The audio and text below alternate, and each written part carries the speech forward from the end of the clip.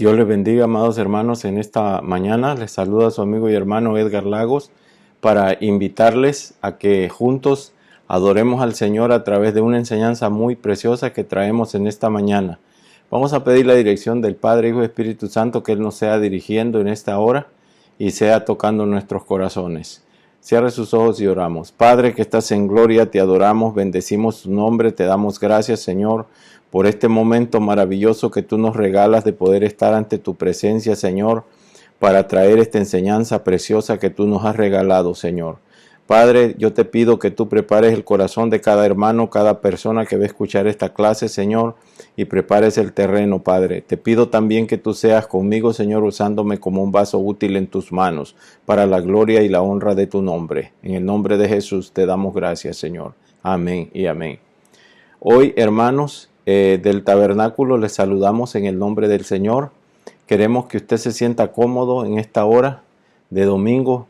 Por la mañana, la clase dominical de este día se titula ¿Quién es Dios? Una pregunta un tanto difícil de responder, pero vamos a hacer uso de la palabra del Señor, que es la única que puede responder a esta pregunta. Y el versículo clave que encierra todo el contenido de esta clase en esta mañana lo encontramos en Hebreos 11:16, y dice así: pero sin fe es imposible agradar a Dios, porque es necesario que el que se acerca a Dios crea que le hay y que es galardonador de los que le buscan. Note usted que la pregunta ¿quién es Dios?, hermanos, no es una pregunta que el ser humano pueda responder. Para poder responder esta pregunta tenemos que hacer a un lado todo tipo de intelecto humano, porque la mente humana es finita. Por lo tanto, para conocer a Dios tenemos, hermanos, que acudir a su palabra. Es la única que puede revelarnos quién es Dios. Y si nos fijamos en la historia, en los tiempos antiguos, es decir, en el Antiguo Testamento, hermano, nadie había visto a Dios. Pero Dios lo vemos que se revela a través de la palabra que Él le daba a los profetas. En el Nuevo Testamento, el Dios Todopoderoso se nos revela de la manera más sublime, más poderosa, es decir, de la manera humana, a través de su Hijo Jesucristo. Y el mismo Señor Jesucristo lo dijo: el que me ha visto a mí, ha visto al Padre. Entonces, ahora en nuestros tiempos, conocemos a Dios a través de nuestra fe en el Señor y Salvador Jesucristo.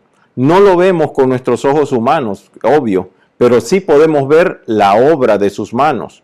No podemos verlo a Él, pero sí podemos ver su obra creadora. Gloria al Señor.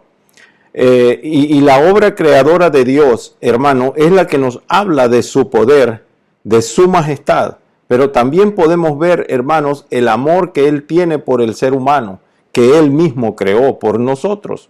Podemos decir, como el salmista dice en uno de sus pasajes: cuando veo tus cielos, obra de tus dedos, la luna y las estrellas que tú formaste, digo, ¿quién es el hombre para que tengas de él memoria, y el Hijo del Hombre para que lo visites?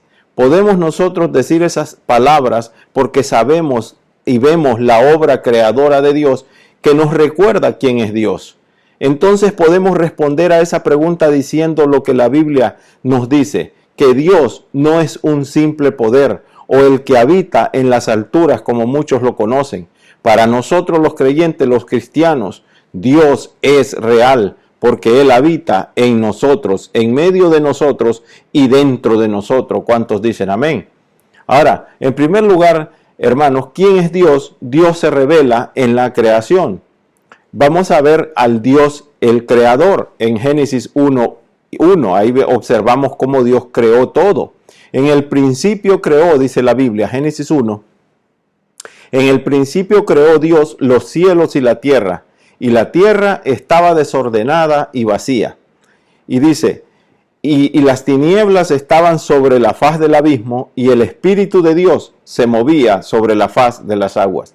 Note, hermanos, que el primer versículo de la Biblia se remonta al comienzo de la creación. Y cuando la Biblia dice, en ese texto que acabamos de leer, en el principio, no significa que Dios tiene un principio y un final. El principio es de la creación. Amén. Y aclaro eso porque hay muchos malos entendidos. Y en el tiempo antiguo, hermanos, cuando nosotros observamos la historia, en el tiempo antiguo, algunas culturas enseñaban que el cosmos era eterno, lo que nosotros conocemos como el universo, y que de alguna manera ellos creían que los dioses habían surgido de él, o sea que era el cosmos el que hacía que los dioses surgieran. Lo cual realmente es falso, hermanos, porque la Biblia enseña que el cosmos mismo fue creado por el Dios que fue antes de la creación. Es que Dios es antes de todas las cosas. Fíjese bien que en la Biblia solo se usa el verbo crear para referirse a un acto de Dios, porque su capacidad creadora tiene que ver con su omnipotencia. Entonces, para sacar con su palabra de la nada, hermanos, todo lo que existe, tiene que haber sido todopoderoso el que lo hizo, y ese es nuestro Dios. Entonces, vemos cómo lo declara la Escritura en Hebreo 11:3. Por la fe entendemos haber sido constituido el universo por la palabra de Dios, dice la Biblia. De modo que lo que se ve fue hecho de lo que no se veía. Ahora, note usted que solo Dios es capaz de hacer algo así. Por lo tanto, para nosotros, los que creemos que las Escrituras, es decir, la Biblia, es la palabra de Dios, nos queda muy claro que todo existe porque alguien lo hizo, alguien lo creó. Y ese alguien es Jehová nuestro Dios, Jehová de los ejércitos, nuestro Dios creador. Aunque hay mucha controversia en cuanto a la existencia humana, hermanos, sabemos y entendemos y creemos por fe que todo fue creado por la palabra de Dios, incluyendo los seres humanos. Y aunque hay muchos que creen que fue Dios quien lo hizo, pero quieren poner bajo su propia perspectiva la forma en que Dios lo hizo, o en que Dios hizo todas las cosas, lo quieren poner de esa manera. Y los debates se centran también, hermanos, en la palabra día, cuando encuentran esa palabra día, que no debiera de existir ningún debate, ¿verdad? Pero existe. Entonces, esa palabra día aparece en repetidas veces en el capítulo 1 de Génesis. Y hay quienes sostienen, hermanos, que no se debe tomar esa palabra en sentido literal. Es bonito estudiar la Escritura por eso. Sino se debe de tomar como una referencia a etapas en la creación de una extensión indeterminada.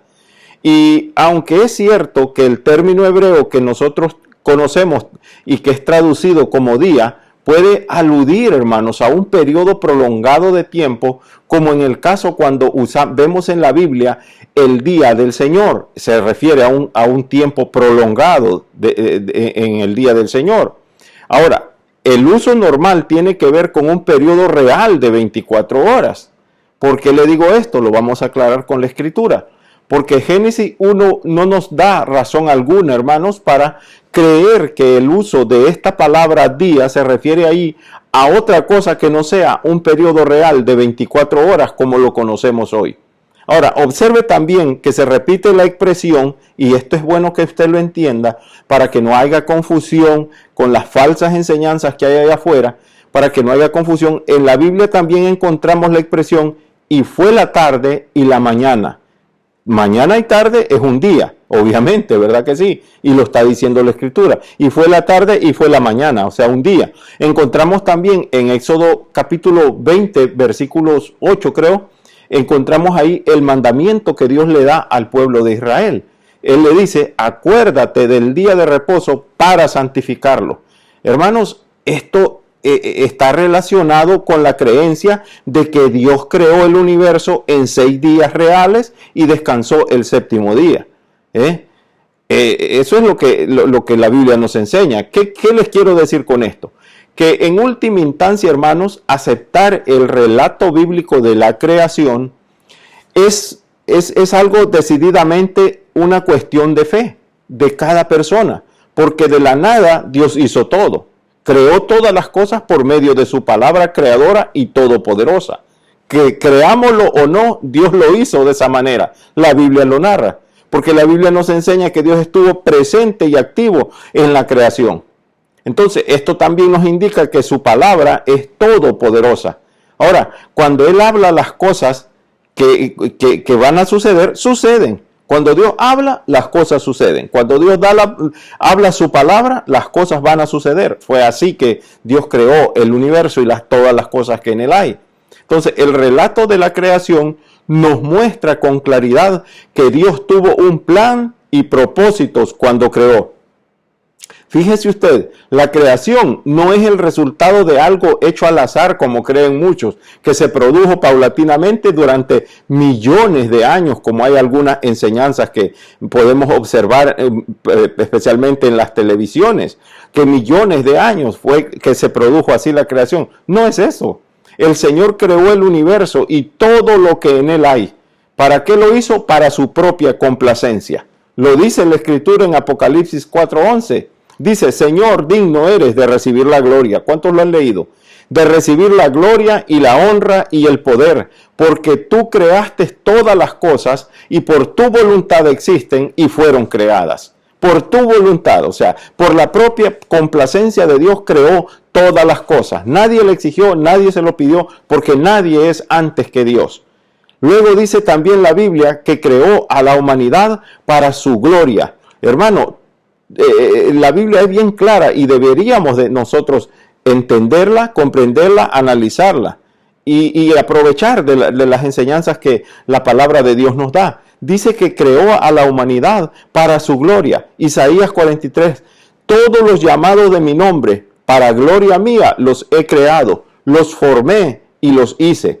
El universo y la tierra en particular, cuando nosotros miramos la creación, hermano, fueron creados para que fueran habitados. No los creó Dios para que existieran nada más y fueran habitados por la gente. Fíjese, Isaías 45:18 lo dice, porque así dijo Jehová, que creó los cielos. Él es Dios, el que formó la tierra, el que la hizo y la compuso. No la creó en vano, dice Isaías. Para que fuese habitada, la creó.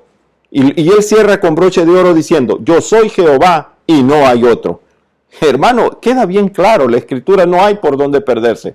Por lo tanto, vemos con claridad, hermano, que el universo y todas las cosas creadas deben su existencia al poder y a la voluntad del Dios creador, Jehová de los ejércitos. ¿Cuántos le dan gloria a su nombre?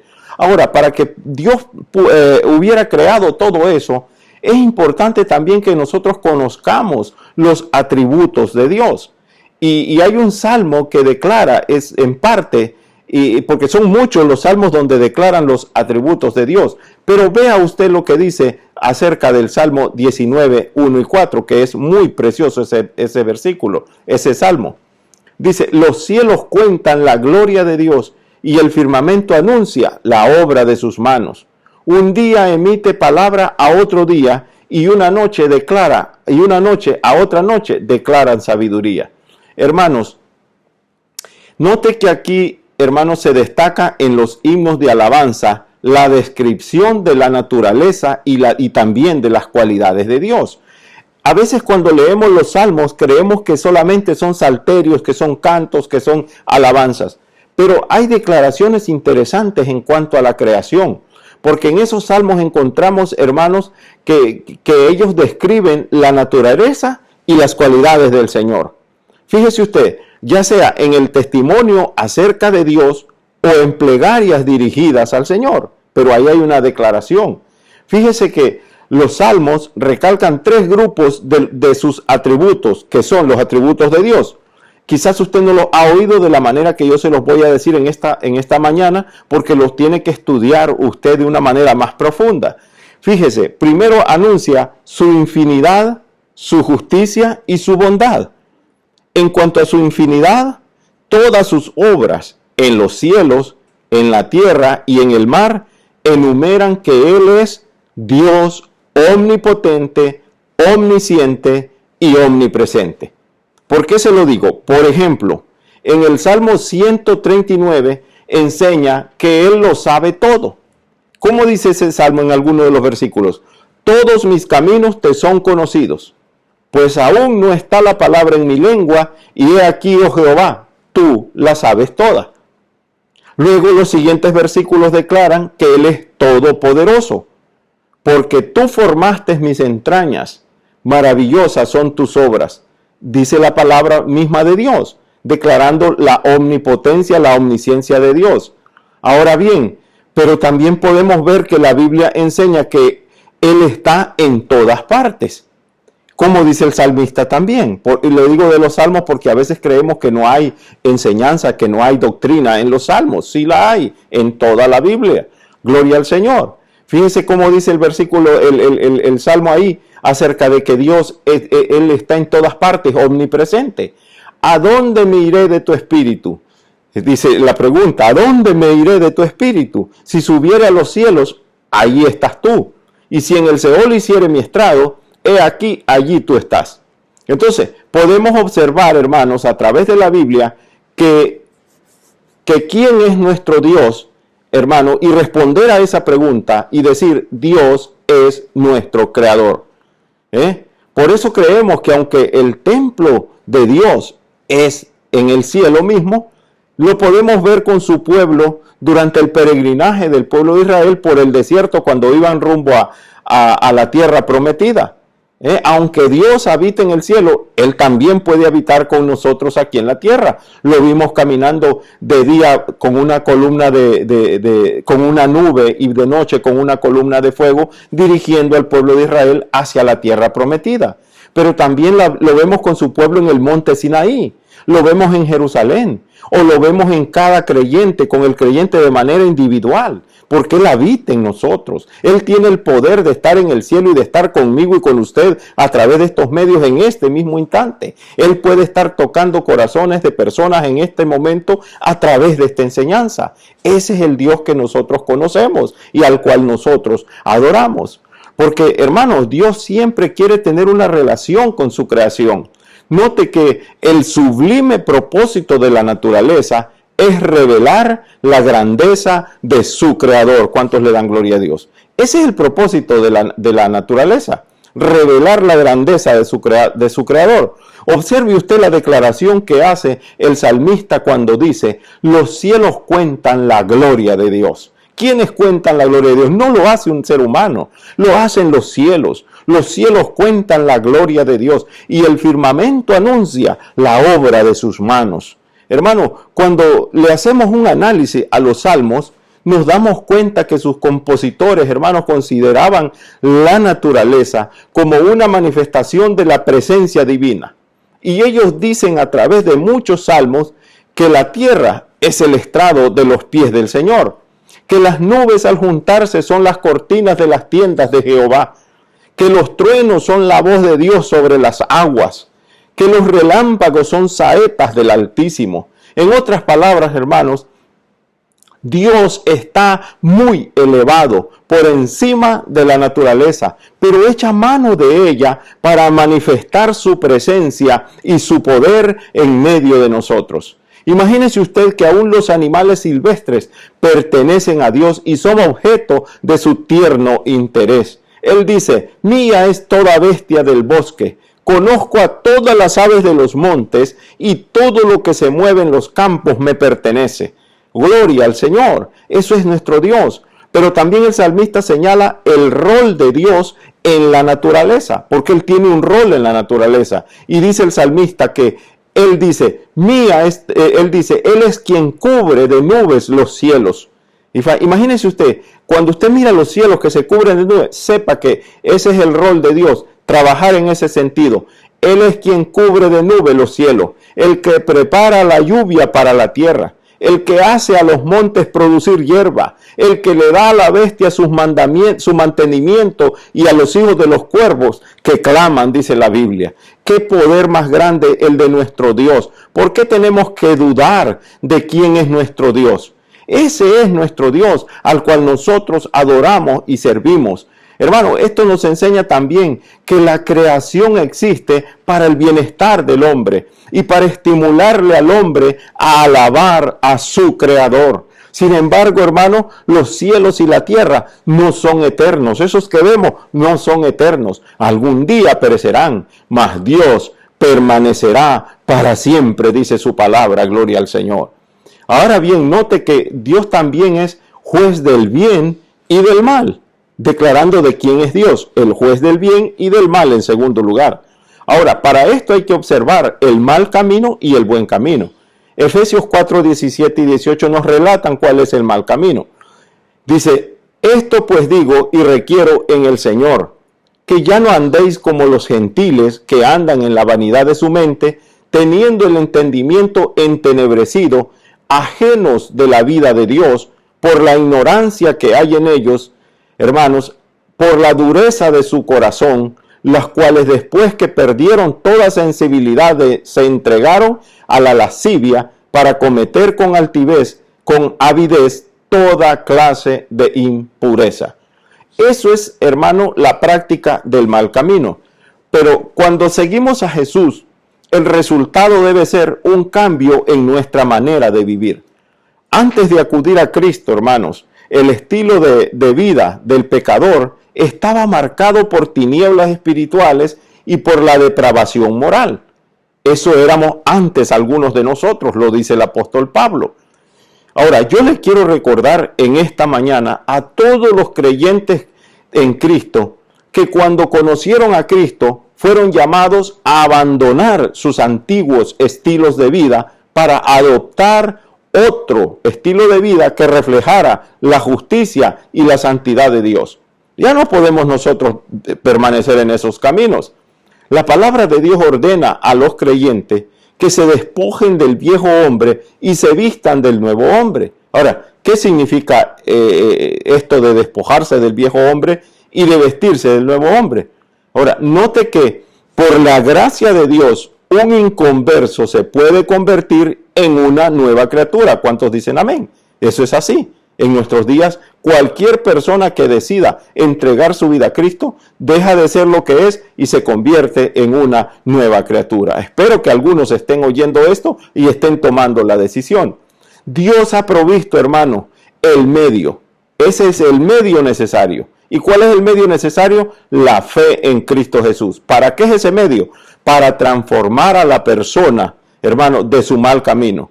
Pero es ella, esa persona, quien necesita tomar la decisión de convertirse en esa nueva criatura. Ahora, el Señor, hermano, rehace espiritualmente a las personas, pero depende de cada cual el colaborar con Él para que ese cambio se haga efectivo en cada una de esas vidas. Y es que la verdad bíblica, hermano, dice que los creyentes no somos gentiles ni judíos. Eso es lo que enseña la Biblia. Los creyentes ya no somos gentiles ni somos judíos. ¿Qué somos entonces? Somos la tercera raza de gente en el mundo. Por lo tanto, oiga bien, yo no lo estoy diciendo de mis propios pensamientos, lo dice la Escritura. Por lo tanto, no debemos andar como los hombres, sino que debemos andar como Cristo anduvo. Ya no podemos andar como camina el mundo. No podemos seguir las corrientes de este mundo. Debemos de andar como Cristo anduvo. ¿Y como Cristo anduvo? En santidad y en obediencia al Padre. Ahora, note que la exhortación al creyente es a no caminar como caminan los gentiles. Hermano, esto quiere decir que los creyentes debemos separarnos de los gentiles. Es decir, ya no somos clasificados como gentiles o judíos. Lea 1 Corintios capítulo 10 y usted se va a dar cuenta de lo que yo estoy enseñando. Entonces, ¿quiénes somos los creyentes? Somos, ya le dije, la tercera raza en la tierra, porque somos nueva creación. Somos la creación de una nueva persona, una nueva criatura, una nueva nación, una nueva raza. Aleluya. Somos los hijos de Dios que vamos a habitar en los cielos nuevos y en la tierra nueva. ¿Cuántos le dan gloria a Dios? Por lo tanto, hermanos, si anhelamos llegar a vivir con Dios en ese lugar maravilloso por la eternidad, entonces no debemos caminar como lo hacen los incrédulos. ¿Por qué? Porque los creyentes somos nuevas criaturas en Cristo Jesús y el camino de los incrédulos no complace a Dios, no lo complace. Note que aquí encontramos algunos rasgos de los incrédulos que no complacen a Dios. ¿Ves? Y lo vamos a ver en este momento. ¿Por qué no debemos andar ahí? Porque esos rasgos, esas características, esas maneras de vivir no complacen a Dios. Número 1, los incrédulos caminan en la vanidad de su mente. Cuando la Biblia habla de la mente, incluye la capacidad de desear, hermano, de hacer la verdad o si como también de conocer la verdad, de hacer la verdad o conocer la verdad. Incluye la moralidad, el razonamiento y la comprensión. Eso habla cuando habla de la mente, es lo que significa. Ahora, note que la palabra vano significa vacío, sin valor. Entonces, cuando el hombre saca a Dios fuera de su mente, y eso es bien peligroso, su mente está vacía de Dios, de su verdad y de su moralidad. Y ese es el objetivo del diablo y de muchas sectas satánicas como el yoga, que quieren que tu mente se desaloje de todo, incluyendo a Dios, para introducir la inmoralidad en la mente de las personas. Aleluya. Y eso es el cuidado que debemos de tener, hermano, porque cuando la persona no tiene a Dios en su mente, ¿qué va a ocurrir? ¿Qué va a ocurrir? No tiene valor, no hay moralidad, está vacía. Cuando el hombre saca a Dios de su mente, la mente se desvacía y entonces no hay verdad y no hay moralidad en la mente de esa persona. Dios no está en los pensamientos de esa persona. Su mente está preparada para ser llena con las cosas del mundo. Hermano, la mente del hombre camina tras esas cosas negando y rechazando a Dios. Es lo que hace el mundo. El creyente nunca debe regresar, óigame bien, al camino de una mente vacía. Nunca acepte tales cosas. Nunca debe permitir que su mente se vacíe de Dios. Al contrario, tiene que llenarla. No tiene que pensar que la tiene llena, porque todos los días somos necesitados de Dios. La segunda cosa que encontramos característica del camino de los incrédulos, que no complace a Dios, al cual no podemos llegar, es que los incrédulos caminan con su entendimiento entenebrecido. Hermanos, esto es de sumo cuidado. Entender significa sencillamente comprender, percibir. Ahora, estar entenebrecido significa estar ciego y no poder ver. ¿Qué le quiero decir con esto? Que el que no ha creído en Jesucristo no comprende ni entiende a Dios. Entonces, ¿por qué? Porque su entendimiento está entenebrecido y ciego e incapaz de ver a Dios. Si está ciego, no puede ver a Dios. Ahora, con frecuencia, hermano, esas personas comprenden este mundo y las cosas de este mundo, pero no son capaces de comprender a Dios y su plan eterno para el mundo a través del Señor y Salvador Jesucristo. Por lo tanto, el creyente no debe permitir que se entenebrezca su entendimiento. No debe regresar al mundo de los ciegos espirituales, hermano, al mundo de los que caminan en el entendimiento entenebrecido. Debemos de andar en el camino de Cristo. Tercera cosa que encuentro en estos versículos acerca de los que no agradan a Dios, es que los incrédulos caminan ajenos de la vida de Dios. Ahora, los incrédulos están muertos espiritualmente y destinados a la muerte eterna. Lo declara la Escritura. El que no ha creído, desde ya ha sido condenado. Lo dice la Biblia, no lo digo yo. Note que la palabra ajeno allí significa estar separado, apartado. Siempre hay sentimientos, hermanos, no amistosos y hostiles involucrados en el estar ajeno. Entonces, los incrédulos están ajenos a la vida de Dios, están separados de Dios. ¿Por qué? No debido a Dios, porque la Biblia es clara respecto a este tema. Los incrédulos están ajenos de Dios por su propia ignorancia intencionada y la dureza que hay en su corazón. No digan son tentados por Dios, por sus propias concupiscencias, lo declara la Biblia. Número 4, cosa que encuentro ahí que no agrada a Dios, es que los incrédulos están más allá de los sentimientos. Es decir, llegan a un punto en el que ya no tienen sentimientos por Dios y su norma de moralidad. Es por eso que se entregan a todo tipo de pecado.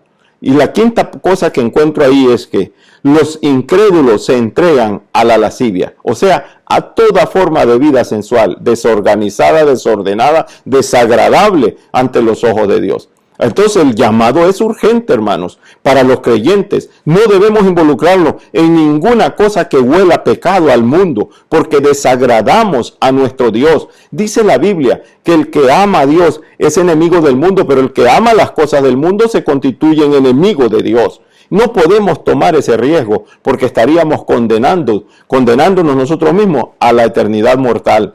Al contrario, hermano, debemos de vivir en santidad porque Dios demanda que seamos santos. ¿Por qué razón? Porque Él es santo. Y si somos hijos de un Dios santo, debemos de ser santos. Ahora, ese es el mal camino que nos muestra la Biblia, al cual no debemos de llegar a conducirnos por ahí. Pero el buen camino también lo declara Efesios 4:20. Mas vosotros no habéis aprendido así a Cristo, si en verdad le habéis oído y habéis sido por él enseñado, conforme a la verdad que está en Jesús. Hermanos, es que para que la gente deje de andar en el mal camino, para que creyentes dejen de descarriarse y guiarse por los caminos del mundo, hay que enseñarles la verdad, hay que enseñarles la sana doctrina y hay que ser creyentes conservadores, hermanos, de la sana doctrina en todo tiempo. Porque hoy en día hay tanta falsa doctrina que enreda a la gente y es por eso que vemos cantidades de gente desviadas y apartadas de los caminos de Dios. Terminan en el mundo, comenzaron en el espíritu y terminaron en la carne. Es importante y es, hermano, imperante que los líderes, los ministros, enseñemos la palabra verdadera de Dios y dejemos de andar llevando enseñanzas raquíticas que sin el espíritu, que sin la palabra de Dios, pensamientos, dogmas de hombres. Debemos de enseñar la verdadera palabra de Dios, la sana doctrina. Note lo que dice ahí. Aquí la palabra es clara aún. Es más clara aún, todavía. Dice, el creyente debe caminar como Cristo. No es fácil, pero no es difícil. No lo podemos hacer solo. Necesitamos el Espíritu Santo. Ahora, no debe caminar como lo hacen los demás hombres. La razón está expresada claramente allí, porque los creyentes no aprendieron de Cristo una vida pecaminosa. Cristo, hermanos, no vivió una vida pecaminosa. ¿Por qué nosotros debemos de practicarla? Y él no nos ha enseñado a vivir una vida pecaminosa como la que viven los incrédulos. Por eso, esa es la diferencia.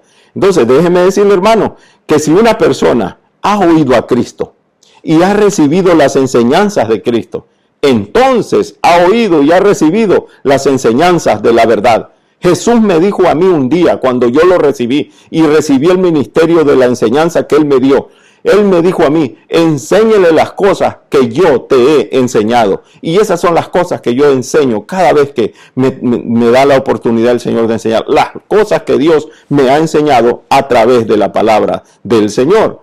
Entonces, el asunto es que por medio del Espíritu Santo, porque aquí, hermano, el maestro es Cristo. No es el ministro, no es el que está enseñando.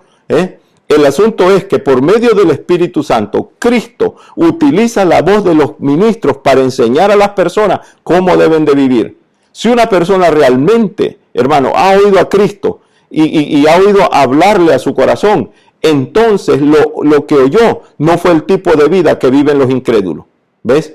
El creyente, dice la Biblia, si ha oído a Cristo que le está enseñando, el creyente debe de hacer por lo menos algunas cosas. Fíjese usted, la Biblia es bien clara en esto. Dice la Escritura que el creyente verdadero, si ha oído el verdadero camino que es Cristo, hermano, ese camino involucra algunas acciones. Y fíjese cuáles son las acciones que involucra el andar en el camino de Cristo. El creyente debe quitarse el hombre viejo. ¿Cuántos están dispuestos? ¿Cuántos todavía están cobijados con el hombre viejo? No tiene que decírmelo porque no puede, no estamos presentes. Pero en su corazón Dios le está hablando. Despójese de ese hombre viejo que estaba viciado y amañado a este mundo. Dice la Biblia, y también debe de ser renovado en el espíritu de su mente, porque es allí donde trabaja el diablo, con pensamientos sucios, con lascivia, con todo tipo de pensamiento perverso, que el Señor lo reprenda, que el Señor lo eche fuera de su mente para poder andar. Hermano, esos tipos de pensamientos no van para aquellos que quieren andar en los caminos de Cristo. Pero también el creyente debe de vestirse del hombre nuevo, el hombre que ha nacido en Cristo Jesús. Ahora, hermanos, cuando habla del hombre viejo, se refiere al hombre antes de aceptar a Cristo. Quiero aclararle eso. Esa es la verdadera naturaleza del hombre. Cuando nosotros no hemos recibido a Cristo, estamos en nuestra verdadera naturaleza, la simiente natural, y se pasa de generación en generación, hermano, y conduce a la muerte. Ese es el peligro. Y eso es lo que nosotros conocemos como la naturaleza adámica, la de Adán. El hombre viejo del creyente, dice la Escritura, y esta es una noticia nueva, buena, que le traigo en esta mañana, el hombre viejo que tenía el creyente ya fue crucificado con Cristo, gloria al Señor. Cuando el creyente recibió a Cristo, ese hombre viejo fue crucificado. Y entonces Dios comienza de inmediato a considerarlo enterrado con Cristo como si hubiera muerto con él. ¿Cuántos se identifican con eso? Este es el significado simbólico que nosotros conocemos en el bautismo. Pero también la Biblia enseña, hermanos, que la mente, óigame bien, que la mente del creyente tiene que ser renovada. Esto quiere decir, hermanos, creada de nuevo, cambiada, modificada, ser renovada. Dicen las Escrituras, y son bien claras respecto de la corrupción de la mente del hombre. Note que la mente del hombre ha sido afectada por el pecado. Y eso lo tenemos que aceptar. Y no podemos bregar con este problema con nuestras propias fuerzas. Necesitamos la presencia de Dios a través de su Espíritu Santo en nuestras vidas. Se necesita desesperadamente ser renovada esa mente porque ha sido afectada. Entonces las Escrituras, como le digo, son claras en cuanto a la corrupción de la mente del hombre. La mente del hombre se ha vuelto vana y vacía en sus imaginaciones. Se ha vuelto reprobada, imagínense. Se ha vuelto carnal y llena de enemistad en contra de Dios. Hermano, la mente del hombre se ha vuelto cegada por Satanás a menos que crea en el glorioso evangelio de Cristo Jesús que estamos predicando en esta mañana. Solo Cristo puede quitar esa ceguera espiritual de la vista del ser humano. Solo Cristo puede renovar el pensamiento de nuestras mentes. Nada que psicología ni nada. Es Cristo el que renueva nuestra mente, nuestros pensamientos, gloria a Dios. Pero la buena noticia, hermano, es que la mente es renovada por la presencia de Cristo en la vida del creyente. Cuando una persona recibe al Señor Jesucristo como su Señor, el hombre espiritualmente nace de nuevo, se convierte en un hombre nuevo, se convierte en una nueva criatura, recibe la mente de Cristo. ¿Cuántos quieren tener la mente de Cristo en esta mañana? Esto quiere decir, hermanos, que el creyente debe de vivir una vida transformada. Debe caminar, hermanos, día tras día, renovando cada vez más su mente, gloria al Señor, para tener su mente puesta en las cosas espirituales y no en las cosas carnales. Es decir, un hombre nuevo, un hombre regenerado, un hombre renovado, nacido de nuevo, creado por Cristo, con una naturaleza santa y una vida incorruptible, gloria al Señor. Eso es lo que Dios espera de nosotros. Es lo opuesto al hombre viejo con naturaleza corrupta. Es un hombre que está en fraternidad con Dios, en obediencia a la voluntad de Dios, y ese hombre es devoto al servicio del Señor. ¿Cuántos le dan gloria a Dios en esta mañana? En tercer lugar, quiero decirles que nuestro Dios, ¿quién es nuestro Dios? Un creador personalmente comprometido. Aleluya, ese es nuestro Dios. Para eso, el libro de Hechos dice que Dios vive. ¿Cuántos creen eso? Dios vive. Hechos 17 del 23 en adelante. Porque fíjese usted lo que pasa aquí en este relato bíblico. Cuando hablamos de Dios, que Dios vive. Este es un relato del apóstol Pablo. Dice en los versículos 23 al 26, porque pasando y mirando vuestros santuarios, dice el apóstol Pablo, hallé también un altar en el cual estaba esta inscripción. Note la inscripción que había en ese altar. Ojo con los altares. Al Dios no conocido, al que vosotros adoráis, pues sin conocerle, es a quien yo anuncio. El Dios que hizo el mundo y todas las cosas que en él hay, siendo Señor del cielo y de la tierra, no habita en templos hechos por manos humanas, ni es honrado por manos de hombres como si necesitase de algo, pues Él es quien da a todos vida y aliento y todas las cosas. Aleluya. Ese es el Dios que yo estoy predicando, enseñando en esta mañana. El Dios vivo, mi Dios vive, mi Dios está conmigo, mi Dios está en el cielo, mi Dios está en todo lugar, aleluya. Y voy a estar con Él y usted va a estar con Él si le es fiel hasta la muerte. Note que dice la Biblia que Pablo se paró en medio del areópago. Ese relato, los primeros versículos lo dicen. Dice que estaba listo para predicar. Y fíjese usted que Pablo se paró donde tantos de los grandes filósofos del mundo se habían parado. Filósofos como Sócrates, como Platón, como Aristóteles. Ellos habían expuesto los grandes pensamientos de sus filosofías. Ahora el apóstol Pablo estaba a punto de proclamar las grandes verdades de Dios. Y fíjese usted que dice la Biblia que la corte oficial se sentó ante él y una gran multitud de filósofos alrededor.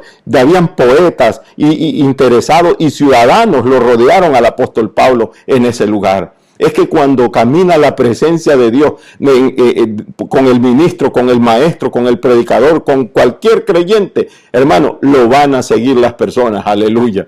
Bendito sea el nombre de Dios. Dice que allí se sentaron los atenienses, todos los de Atenas, ¿verdad?, a los cuales él estaba enseñando. Dice que estaban completamente vacíos de conocimiento del vivo y verdadero Dios. Y el momento más trascendental de la vida del apóstol Pablo estaba a punto de ocurrir. Estaba a punto esa gente estaban a punto de oír las buenas nuevas más gloriosas que jamás se le habían proclamado al hombre en esos tiempos.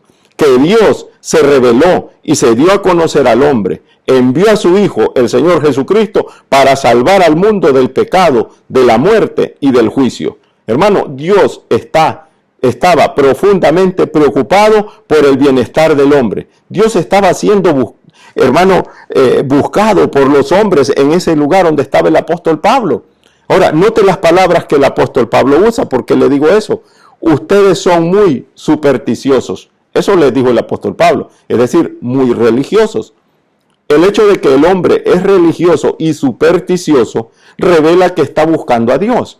Hermano, Dios nos hizo para adorar. Por eso es que malas o buenas religiones buscan algo que adorar, aunque sea una madera, pero quieren adorar, porque fuimos creados para la gloria y la honra y la adoración a Dios.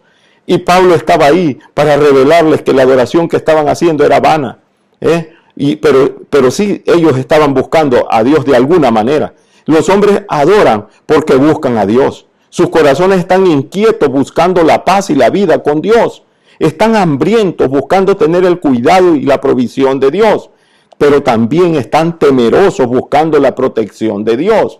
Entonces, al ver aquella actitud, hermano, Pablo les dice, Dios no está escondido. Y yo le vengo a decir en esta mañana, Dios no está escondido como muchos piensan.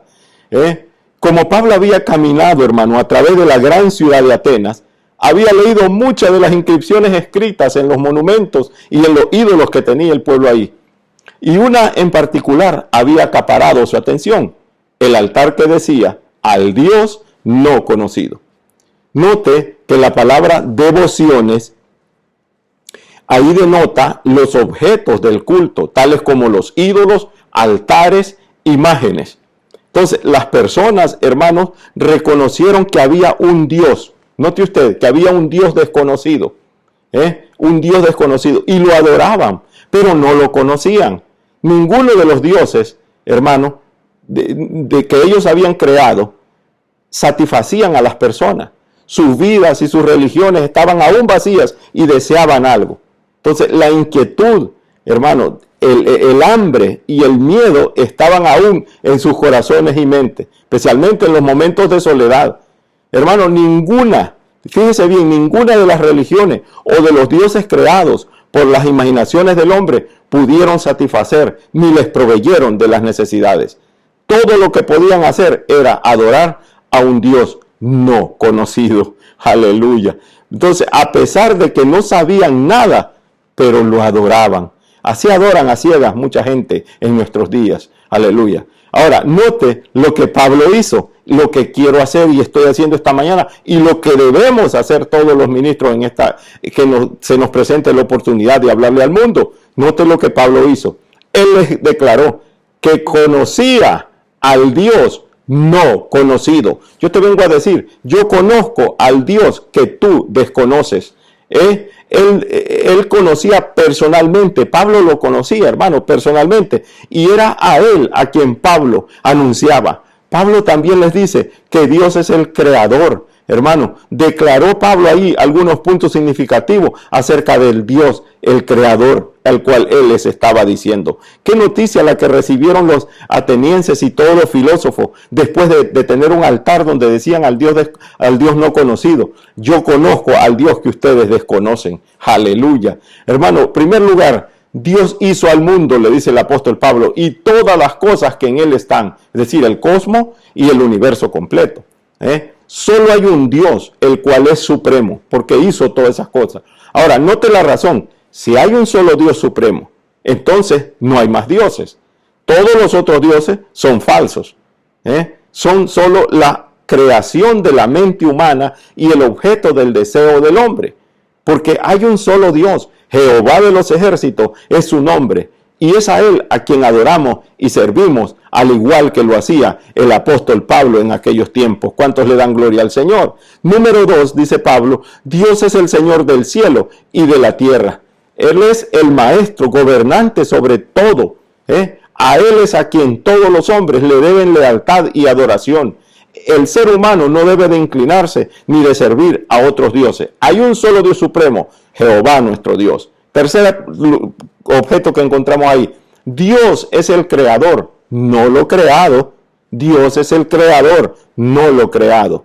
Él no habita en templos hechos por las manos del hombre. Es decir, hermano, que las ideas y las imaginaciones acerca de Dios no son Dios. Son simplemente imaginaciones. Por eso Él demanda y dice y nos da mandamiento: no te hagas imágenes, ni del cielo, ni de lo que hay, ni nada. No puedes imaginártelo, porque nunca lo has visto.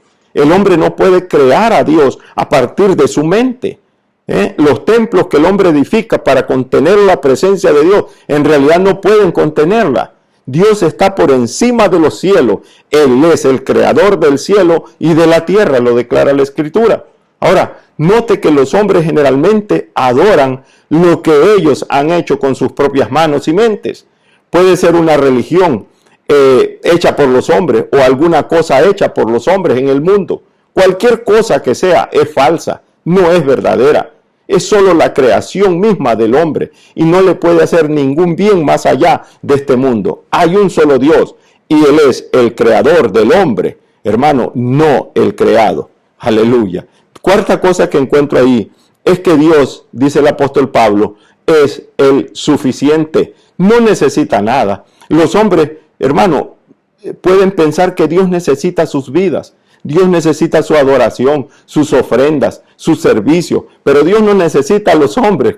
Déjenme decirle, Dios no necesita nada. No necesita nada de lo que el hombre tiene.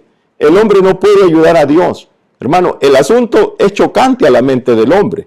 Porque esto significa que todo lo que el hombre es, él mismo y su mundo, son dones de Dios, son regalos de Dios. Él los creó. Él ha hecho al hombre porque Dios es amoroso, afable y dador. No porque Él necesite al hombre. El hombre no le tiene que ofrecer nada a Dios. El hombre no existe porque Dios lo necesita. El hombre existe porque Dios lo ama y quiere demostrarle su amor. Gloria al Señor. Número 5. Dios es el dador de la vida y del aliento y de todas las cosas. Es decir, Él es la fuente única de la existencia del hombre, el que da y sostiene la vida. Todo lo que el hombre tiene y lo que le concierne viene de la mano de Dios. Dios no está alejado en alguna parte del espacio exterior, hermano, donde es inalcanzable. No está ahí Dios. Él está activamente involucrado en la vida del hombre, aún en sus mismos alientos y en el ofrecimiento de todas las cosas para el ser humano. ¿Cuántos le dan gloria al Señor en esta mañana? Ahora, para creer todo lo que yo le he dicho, necesitamos fe en Dios. Hebreo 11:6, el versículo clave. Pero sin fe es imposible agradar a Dios. Porque es necesario que el que se acerca a Dios crea que le hay y que es galardonador de los que le buscan. Ahora, note que creemos que Dios existe por fe. Y estas son las creencias necesarias de la fe. Este es uno de los versículos que deberíamos memorizarlo y llevarlo dentro de nuestro corazón. Es imposible agradar a Dios sin fe. Por fe aquí se entiende, hermanos, una fe activa y viva. Una fe que conozca y siga a Dios. Que tenga fraternidad y comunión con Dios. Ese es el tipo de fe que estamos enseñando en esta mañana. No importa lo que una persona haga, sin fe no se puede agradar a Dios. ¿Qué quiero decir con esto? Hermano, la persona nunca será acepta ante Dios, ni aceptada por Dios sin fe. No puede. Sin fe la persona nunca vivirá con Dios, ni en este mundo, ni en el próximo. Sin fe una persona, hermano, tiene que abrirse paso en esta vida completamente sola y manejar todas las pruebas, todas las tentaciones, todas las enfermedades y la muerte por sí sola sin fe. Eso es lo interesante de entender la Biblia, de agradar a Dios. Sin fe, una persona está completamente sin Dios. Entonces, es importante agradar a Dios. ¿Para qué estamos? Para agradar a Dios y no a los hombres. Para complacer a Dios y no a los hombres. Dice la Biblia que la persona que viene a Dios debe creer dos cosas interesantes aquí. Debe creer en Dios, que Dios es, fíjese usted, y que Dios existe. Una persona debe analizar los mundos, es decir, el cielo y la tierra, y analizarse a sí mismo, a la existencia, al diseño que Dios ha hecho, al orden que Dios ha establecido, el fin de todas las cosas, y luego creer en Dios. Una persona debe de analizar la palabra de Dios, la Santa Biblia, y luego creer en Dios. Debe de analizar a Jesucristo, el propio Hijo de Dios, quien le revela a Dios al hombre, y luego creer en Dios. No le queda otra alternativa al hombre. Segunda cosa vemos, debe creer en Dios, que Dios galardona a los que lo buscan diligentemente. Ahora bien, ¿cuál es la recompensa para los que lo buscan diligentemente? Es la misma recompensa dada a Abel y Enoc. ¿Cuál era? La justicia y el cuidado de Dios en esta vida y la liberación de la muerte a la vida eterna. Gloria al Señor. Quiero concluir con estas palabras. Para alcanzar a otros con el Evangelio, debemos entender quién es nuestro Dios.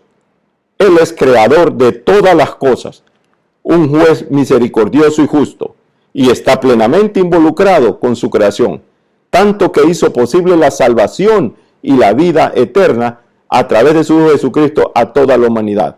Este es nuestro mensaje para el mundo hoy, que Cristo vino para salvar a la humanidad. Quiero que en esta mañana cierre sus ojos y le invito a que le demos gracias a Dios por esta enseñanza maravillosa que Él nos ha regalado. Padre que estás en gloria, te adoramos, bendecimos tu nombre, te damos gracias, Señor, porque nos has provisto tu palabra, porque creemos que tú eres nuestro Dios creador, porque creemos que tú eres Dios que habita en medio de nosotros y dentro de nosotros. Padre, a ti sea la gloria y la honra en esta mañana. Te clamo por las vidas que nos han escuchado en esta hora. Si hay necesidades ahí, Señor, que a través de esta enseñanza que hayan recibido, Señor, hayan sido llenados los vasos que han estado vacíos. Padre, si hay personas que han aceptado a Jesucristo en esta mañana, yo te clamo por ellos, que tú les perdones sus pecados y inscribas su nombre en el libro de la vida. A ti sea la gloria y la honra, en el nombre de Jesús. Amén y amén. Hermanos, se nos acabó el tiempo, que Dios me los guarde, Dios me los bendiga en esta mañana y será la próxima. Les animo en el nombre del Padre, del Hijo y del Espíritu Santo. Amén.